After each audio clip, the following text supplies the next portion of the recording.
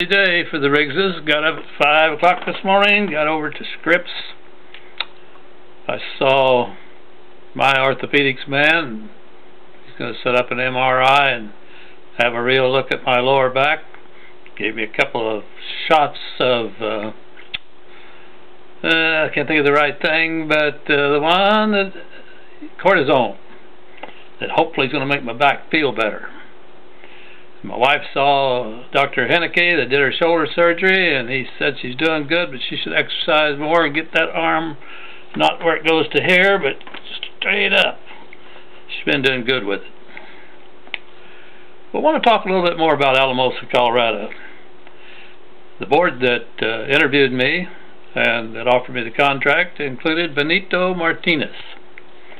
And Mr. Martinez, if anybody thinks he was on there as a token board member, they couldn't be further from the truth. After I'd been there working for a year, and I had told them, you know, I was a change agent at Sheridan, Wyoming, and I got an awful lot done that I'm very proud of, but I also got pushed out because there was a lot of backlash. I'd like at least a year to just see, you know, study your school system and not make the changes that you've asked me if I can make. Well, the year was winding up, and frankly, I thought we could do a lot with what we had the way it was. And Mr. Martinez set me down and said, now listen, it's time that you forget about Sheridan, Wyoming, and get busy and do the things that we talked to you about in the interview. Move some staff around, see if we can't make a big improvement in the minority concentrated school of Boyd, and take a good look at that high school administration. You know, he said, I made the motion to hire you, and I could make the motion to fire you. We didn't hire you to not make change. We expect the changes to be made. Now, to this day, I don't know if Benito might have been an instructed messenger from the board as a whole. I didn't really get that feeling. I got the feeling that he was a strong board member that wanted to see change for what he would be, in his opinion, would be change for the betterment of the Alamosa school system. And Mr. Riggs, you better get, Dr. Riggs, you better get busy. Well,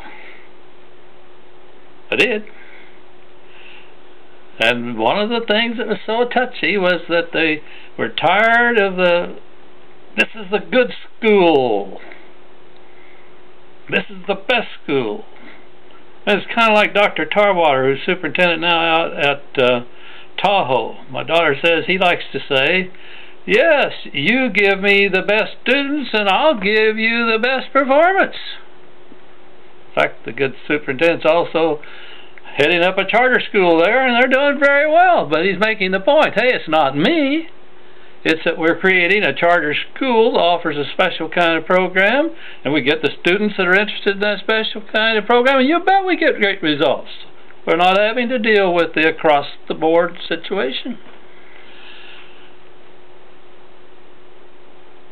Well, not only did some of the staff that felt they had the best students and the best school and the best team of teachers, not only did some of them really resent being moved around, some of the young ladies and gentlemen, but particularly the young mothers that felt their kids went to the best school and had the best teachers, did not appreciate one bit seeing some of those teachers move to other schools, and the teachers coming in from those lesser schools to our school. Well, tell you what, one of those teachers, Mrs.